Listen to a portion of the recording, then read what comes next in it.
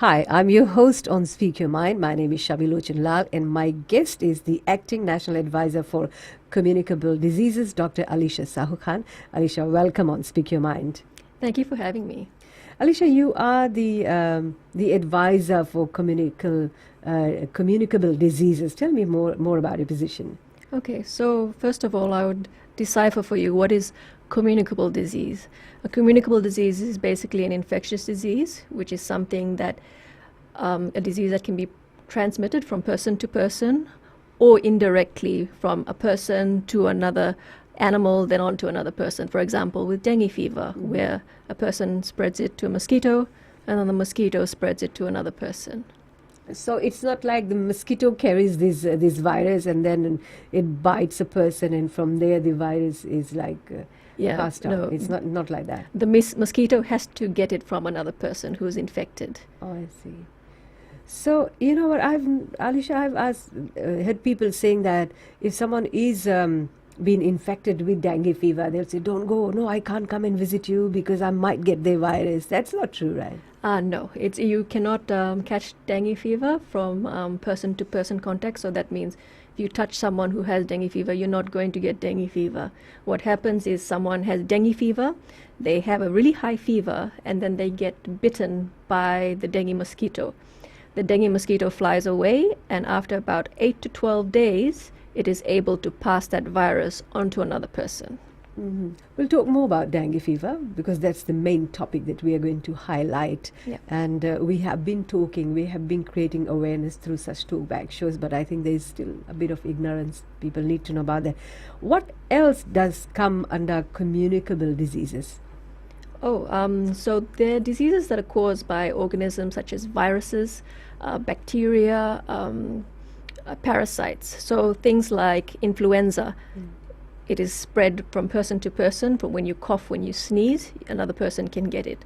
There are many other diseases. So skin infections, cough and some colds. Colds are spread also. So anything that you can pass on to another person or that you can catch from something in the environment. So it also covers waterborne diseases. So if you drink water that's been contaminated, for example, by typhoid bacteria, then you'll get typhoid fever. So What it's are something that can be spread from person to person or from an object or another living being to a person. What are the most common communicable diseases here in Fiji? Well, the diseases that cause the most outbreaks in Fiji are typhoid fever, dengue fever, and leptospirosis. But we are also really concerned about other diseases that are very common, but they have a big impact on our population. For example, diarrheal diseases have a big impact worldwide on children under the age of 5, and it's a big killer of children under the age of 5, which is why the Ministry of Health introduced a few years ago the rotavirus vaccine, hoping to reduce the number of children who actually come down with diarrheal diseases. Because little kids, if you know, when they have diarrhea, they become very dehydrated. It's not the same as an adult having diarrhea. And unfortunately, a lot of children worldwide pass away because they become so dehydrated. So let's come back to dengue fever. When is the high season for dengue fever in Fiji traditionally? So the high season for dengue fever follows the rainy season. The rainy season, as you know, is from November to April. Which is when we have the cyclone season. Which is when we also have the cyclones. And the reason it follows the rainy season is because where the mosquito breeds is in containers that fill with water. Usually this will be outside your home or even inside your home if you have a pot plant, and it has, sometimes you see a base at the bottom of the pot plant and it has water. They love to breed in that sort of environment. So when we have more rain, for example, what is happening in the Western Division, you have more rain, there's more chance that there'll be sitting water and more chance that mosquitoes will breed, and you'll just have big populations of mosquitoes. So are you saying that we're looking at November to April, almost 6 months of time in Fiji, half the year, where people can be affected by dengue fever? Yes. Well, dengue fever is endemic to Fiji. What that means is that it's always around. No matter what time of the year it is, you can always get dengue fever. But that is our high season from November to April. That's when we expect to see a higher number of cases than Do normal. these mosquitoes also hide in bush areas or long grasses? Do they breed in these areas as well? Well, the main mosquito that spreads dengue fever is called Aedes albopictus. That mosquito likes to live around people, commonly in the house. You'll notice this mosquito buzzing around your house in the daytime in particular.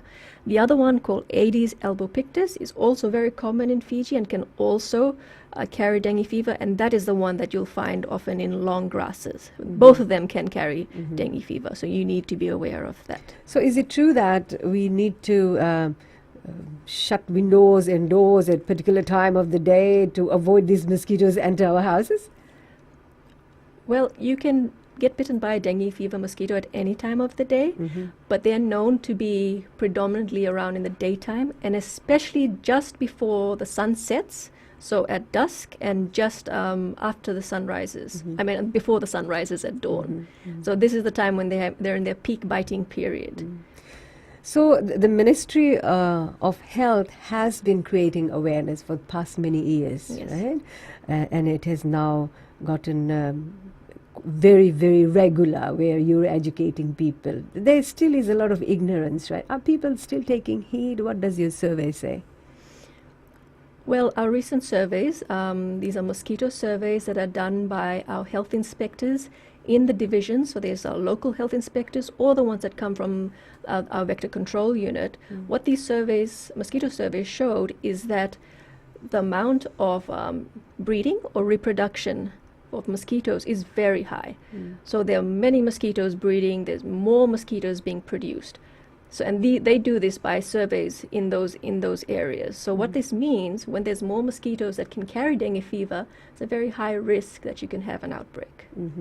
So this mosquito survey, which was conducted early this year, I guess, by the Ministry of Health, what were your other findings? Okay, so so these surveys are conducted monthly in the divisions. We had a survey that was done in the Northern Division in November. And when we did that survey, we found that the number of mosquitoes was very high. Shortly after that, we had an outbreak. Now in January, we've done surveys in Central Division and the Western Division. And again, we found them to be very high. So the risk of an outbreak is also very high. What we find in all our surveys all the time is that the most common container that contains mosquitoes are tires. So used tires that you just have lying around at home, and drums. These are some things that we need to...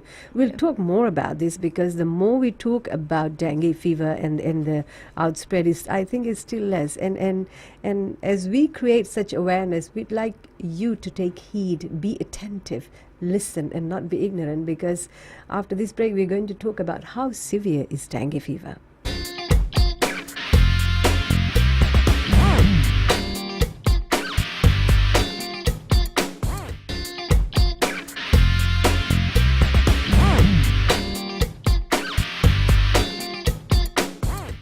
Welcome back on Speak Your Mind with my guest, Dr. Alisha Sahu Khan.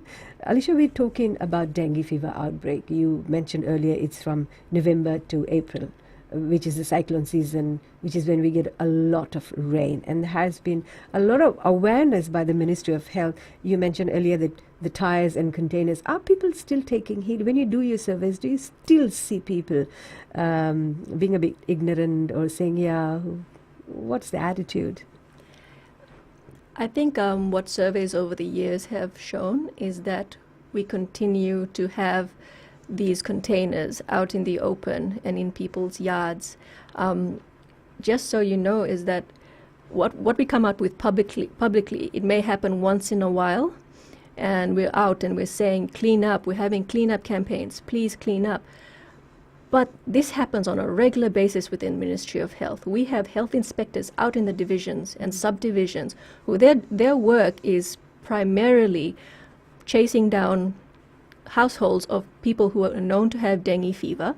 So they go to their households and they look around to see if there's any containers that can contain mosquitoes, for example. when they find that, often what they will do is that they give a warning, so they a notice of abatement of nuisance, and then later on they will come back and check. And if in that case, if the house owner has not made a change, has not gotten rid of that breeding site, then they can actually issue a fine. So the Ministry of Health spends a lot of time doing this, doing surveys, going and inspecting places of work and homes. And because you're concerned about people's life and health. Yes, right? exactly. So whenever we have a case of dengue fever, what it usually happens is that the public health office in your division or subdivision is informed, and then the health inspectors go out to that area to see, okay, why did that person get dengue fever? That means there must be mosquitoes around. So they do this, they try and do this with every single case.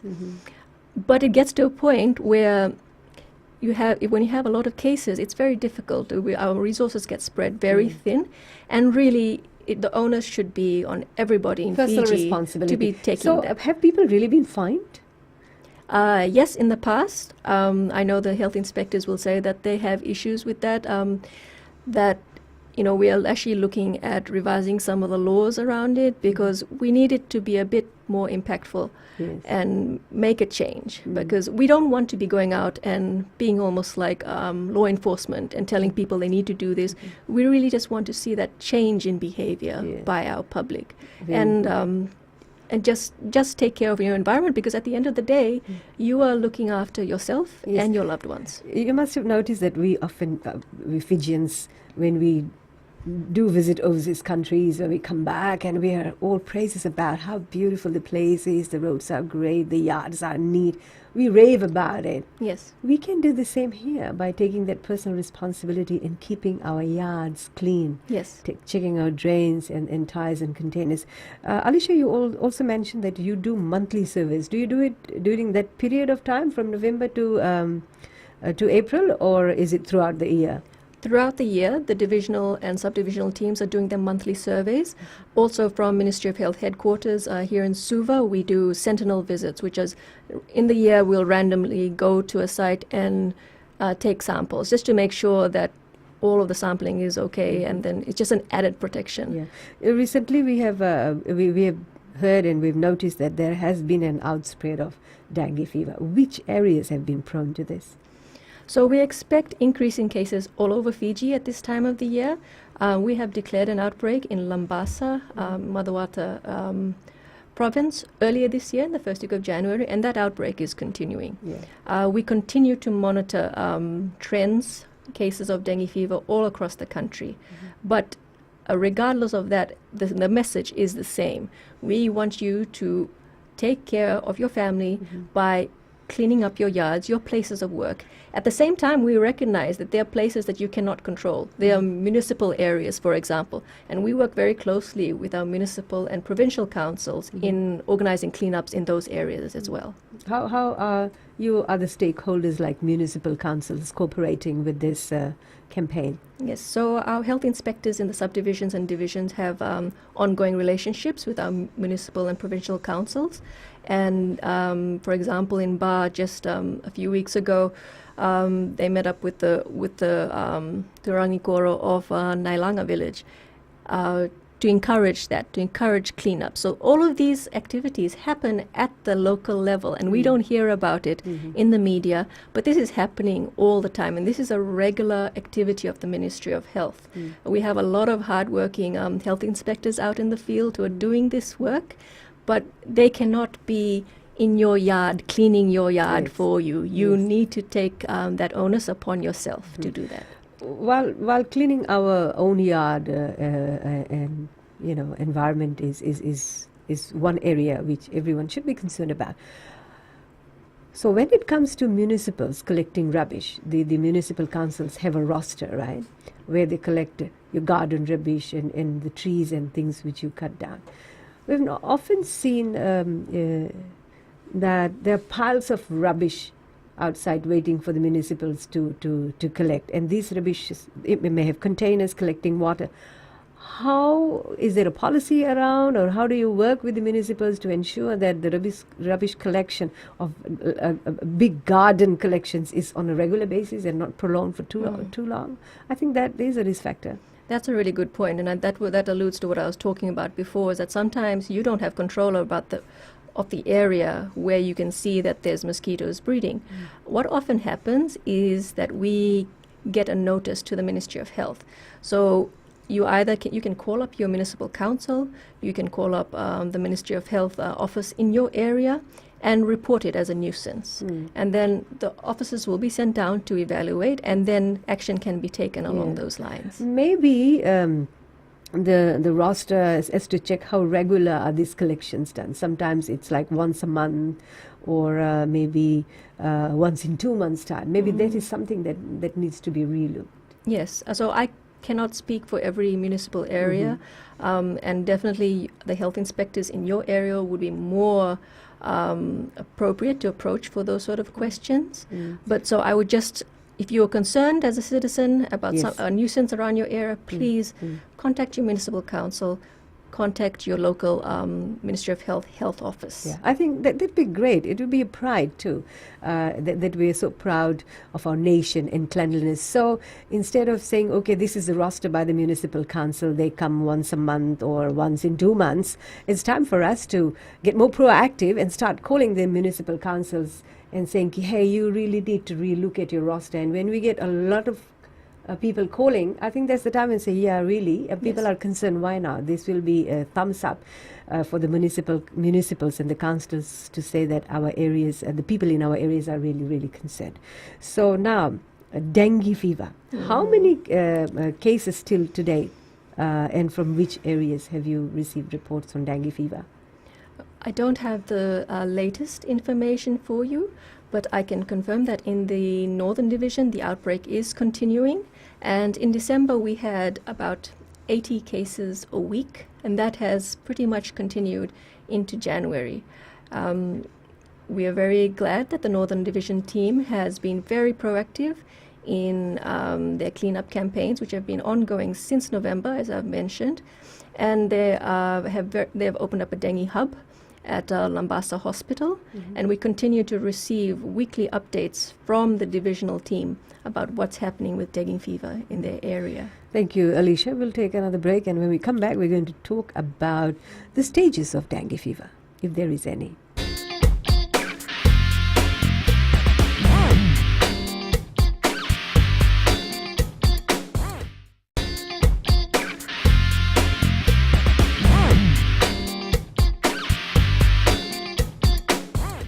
This is Speak Your Mind on Gold FM, later recorded to play on FBC TV. And today we are talking about dengue fever outbreak at Fiji.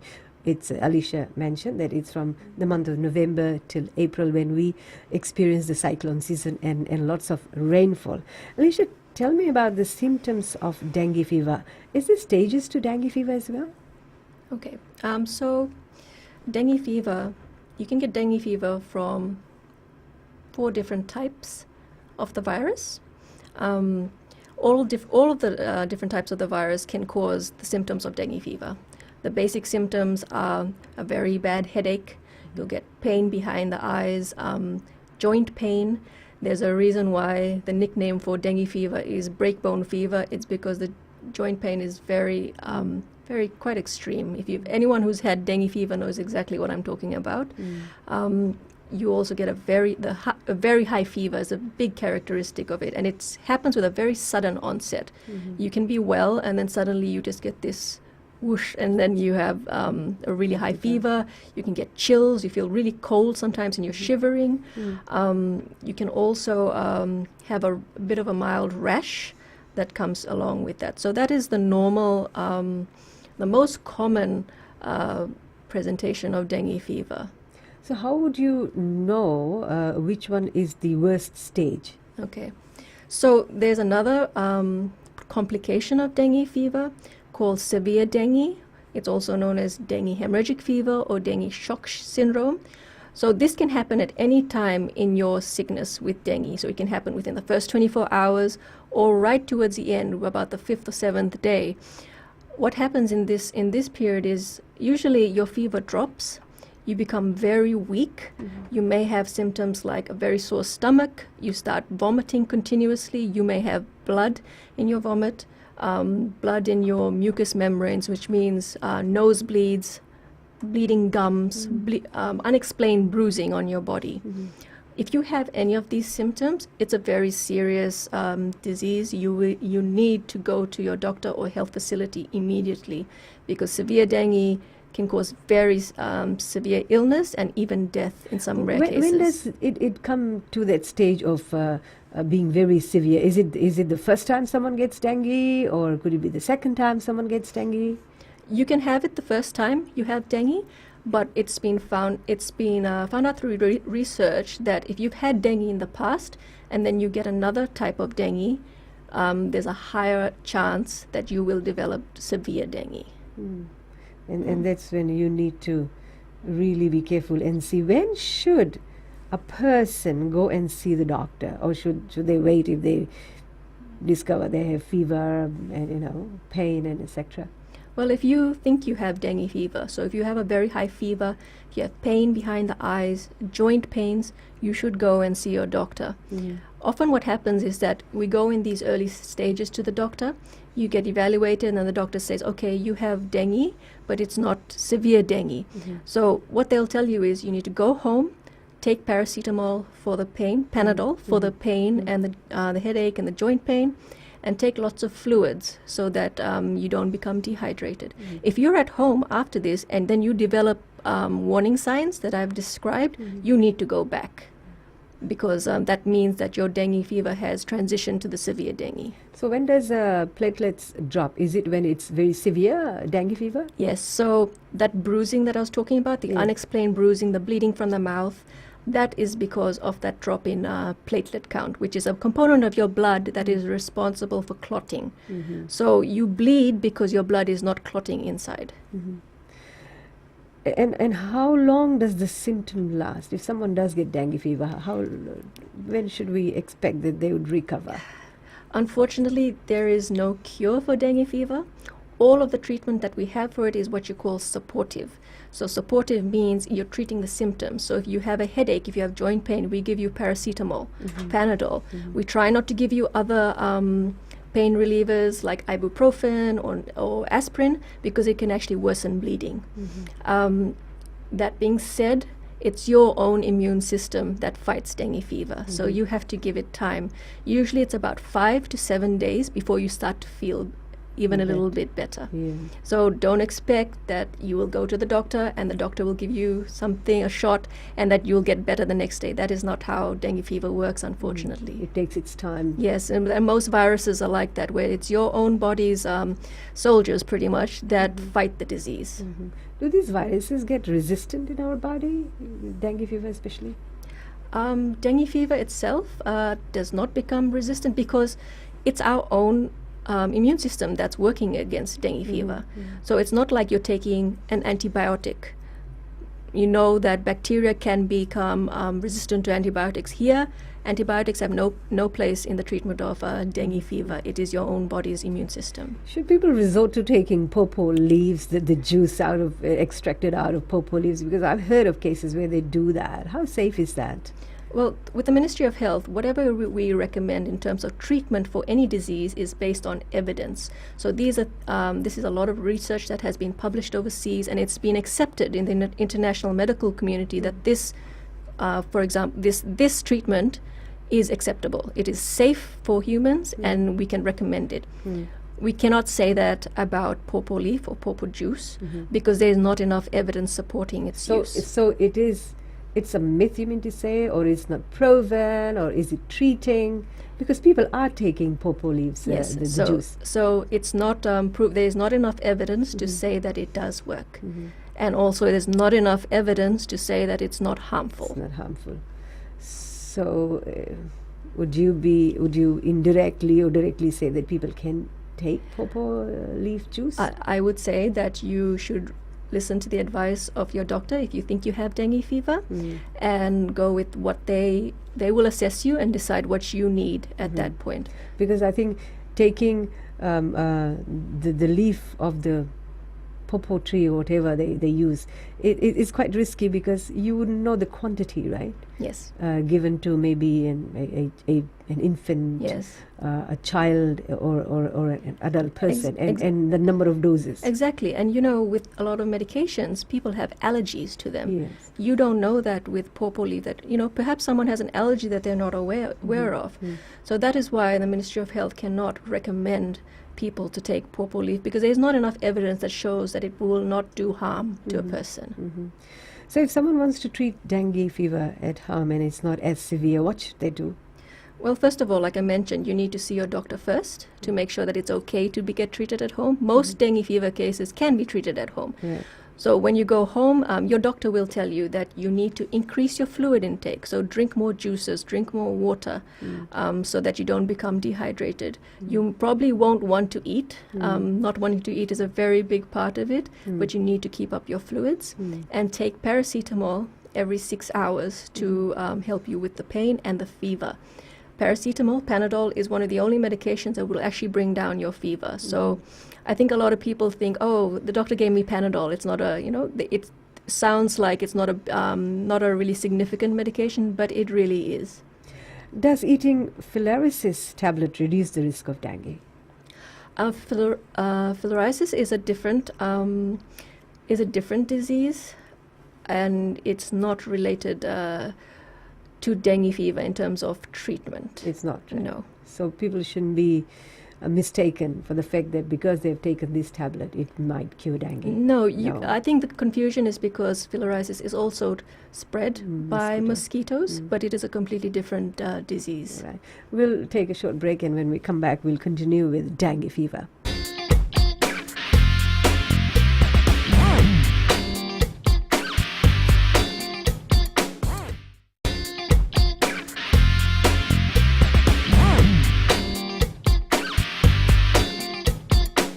Welcome back on Speak Your Mind. I'm your host Shami Lochanlal, and my guest is Dr. Alisha Sahu Khan. Alisha, are there any long-term side effects of dengue fever? Well, after you've had dengue fever, if anyone who has had dengue fever, it takes a lot out of you physically because you're not eating for quite a while. It really takes a toll in your body. So for a few weeks, maybe even a month afterwards, you may still feel tired and a bit weak. But in the long term, there is no known lingering side effects of the disease, which is a good thing. Yeah. So if someone does get bitten by, if that person gets bitten again during this same way, how dangerous is that? Is it a possibility for that person to become sick again? That's actually a very good question. There is a period when your immunity is a bit stronger in the first probably 3 months of that disease. It's unlikely that there's another circulating type at the same time. Often what we have is like one type that is circulating, and once you get that type, you cannot get it again. So these 4 dengue serotypes, for example, if you get dengue type 1, you will not get it again in your lifetime. Oh, I see.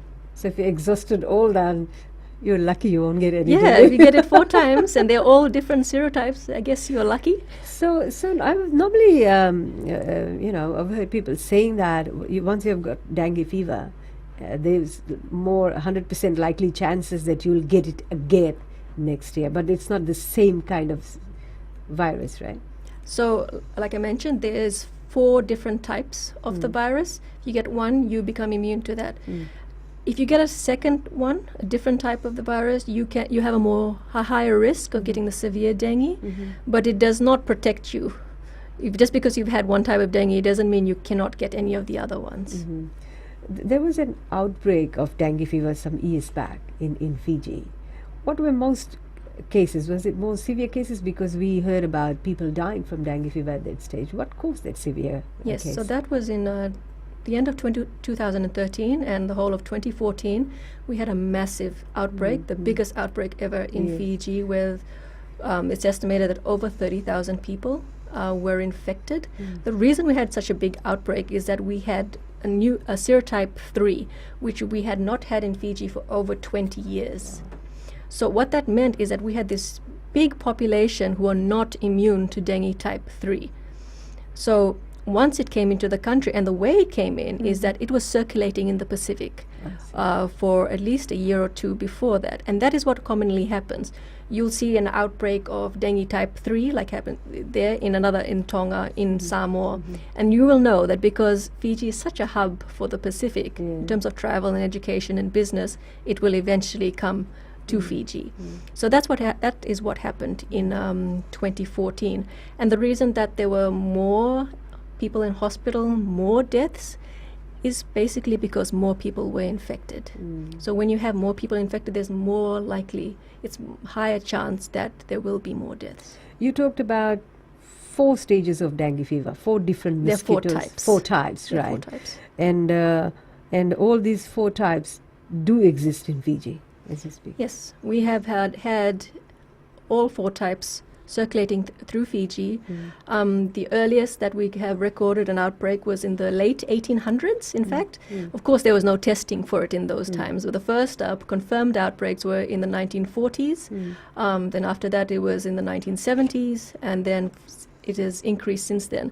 But around the world, outbreaks of dengue fever has increased almost 30 times since the 1950s. This is globally we're talking about. There were only a handful of countries back in the 1940s that were endemic for dengue fever. But since that time, it has exploded. And why has that happened? It's because we're traveling more. That is one of the main reasons, is people are moving around more. So with that, you have more spread of infectious diseases. You had mentioned about the fatigue and how, the post-dengue, after the recovery stages of dengue. So how long does the virus last in the body, apart from other symptoms which we see? Okay. Once you get better, it means that your body has defeated the virus. So it's gone. However, the way that the body defeats the virus is through the production of antibodies. That is your immune system. So your body reacts to a protein, something that's on the virus, and they make specific antibodies for that protein. So they are fighting that virus. Once you feel better, that means your body's immune system has won. What happens though is that you still have those antibodies in you. You'll have those they call IgM antibodies for at least 3 to 6 months, and then there's another antibody called IgG that you will have for the remainder of your life, and that will protect you from that type of the virus. So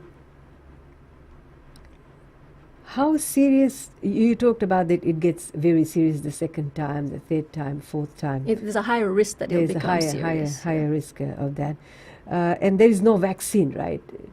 There is no vaccine against dengue fever. There are a number of vaccines that have been developed that most of them are still under trial. There was one that was approved by the WHO last year, and the first country to actually roll it out was the Philippines.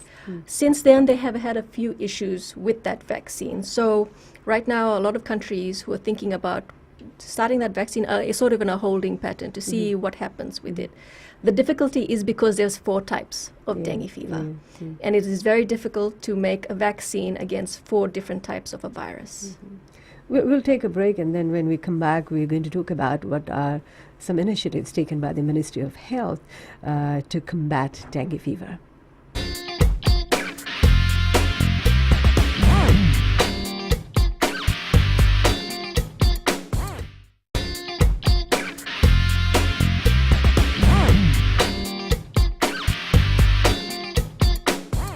This is Speak Your Mind on Gold FM, later to be recorded to play on FBC TV. You can join the discussion by calling us live on Tuesdays from 12 p.m.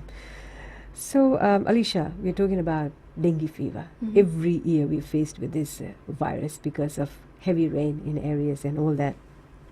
And over the past many years and decades, we have been creating awareness, telling people, be more aware, clean your yard and all that. And it's time that we change our attitudes, because it's we, human beings, who are going to suffer if we don't. And I tell you, dengue fever is not a very pleasant virus to be attacked with. Is the bone breaking, you said? The nickname is break bone fever. It is the break bone fever. Can you imagine that? I just want to be clear, it doesn't literally break your No, bones, it but that doesn't, yeah. pain, The it's pain, very yeah, painful. very excruciating pain, and it takes about almost 10 days sort of to Yeah. recover well, and it's the fever goes high and up. Now, while we're talking about treatments at home, what other treatments can be carried out at home and in a safe environment so that people do not overdose? What can be done? So again, the treatment will Yes. depend on you specifically as a person. When your doctor assesses you, they will check you to see if you have any danger signs. Otherwise, if you don't, they will normally ask you to go home, to rest, to take extra fluids, and paracetamol, Panadol every 6 hours until you start to feel better. Alisha, I've also noticed people normally make this comment that if you do have dengue fever, then you need to sweat a lot. You know, so they put maybe 2, 3, 5 blankets and duvets. They say after you sweat a lot, you will recover well. Is it a myth, or is it the truth? Does it really help? I can say that is a myth. People with dengue fever, like I mentioned before, sometimes you have chills, which means you feel very cold and you feel like you want to put blankets on you. That's fine. That's normal. You will often sweat a lot with dengue fever anyway because you have a high fever. But it's not that the sweating itself makes you get better. No, that is just your body's reaction to the heat inside. That is how it tries to cool itself down.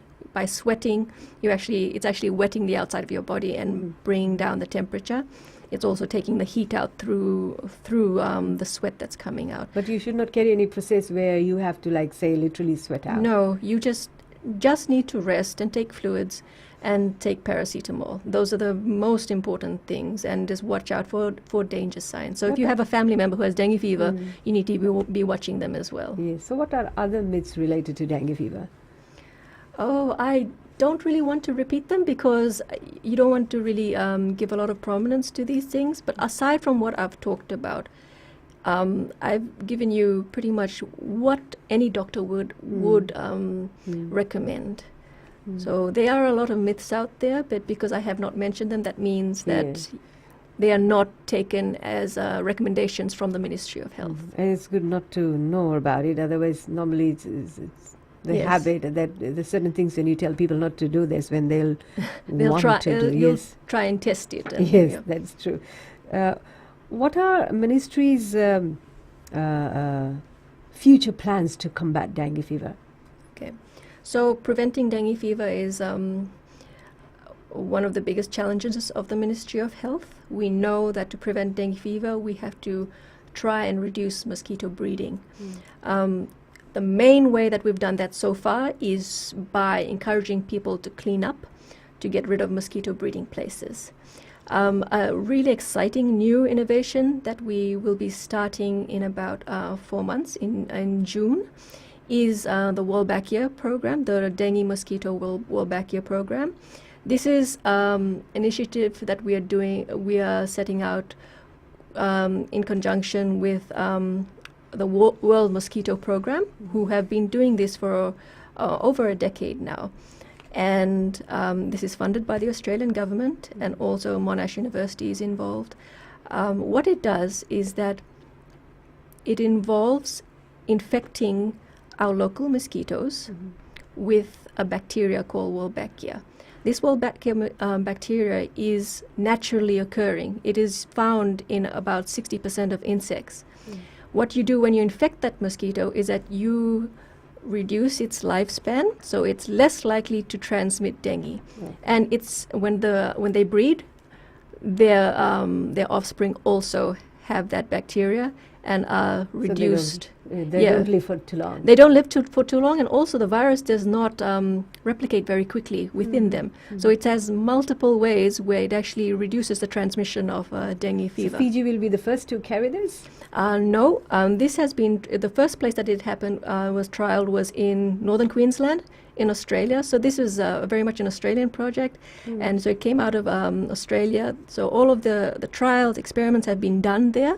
It has now, it's in place in, I think, just over 10 countries. So Fiji is one of those 10 countries, including Vietnam, Indonesia, India, Sri Lanka, Brazil, Colombia, and then a number of Pacific Island countries, including Vanuatu and Kiribati. So we are definitely not the first, which is a good thing, because we will want to see that it's actually working in other places before it comes here. Has it worked in other places? What's the report like? So far, the results are very encouraging, especially in northern Queensland. It's very good at interrupting the transmission of dengue fever. So that's real good news for us. And Yes. this will be tested in June? Yes, so the first this pilot study will be in the Central Division. So I don't want to preempt. There's a whole communications package that will be coming out in the next few months before these mosquitoes are actually released. Yeah. So I will leave it up to that project to do that.